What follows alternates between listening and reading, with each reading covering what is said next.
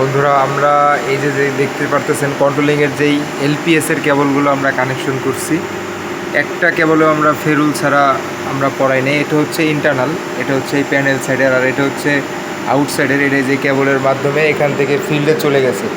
তো আমরা প্রত্যেকটা কেবলের দেখেন এখানেও মার্কিং আছে, দেন হচ্ছে আপনার এইখানেও প্রত্যেকটার ফেরুল আছে, এবং আউটসাইডে যে এলপিএস কানেকশন হয়েছে ওইখানেও ফেরুল আছে। এই ফেরুল থাকলে একটা সুবিধা হচ্ছে যে আপনি যে কেউ বুঝতে পারবে যে কত নম্বর টার্মিনাল থেকে আসছে, হ্যাঁ, এবং এখানে কত নম্বর টার্মিনালে লাগছে।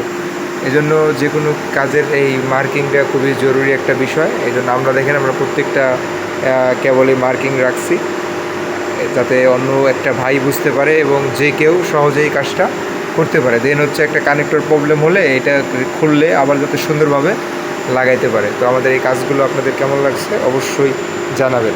আর আমরা অলরেডি আরও একটা কেবল এখানে কানেকশন করব। ধন্যবাদ।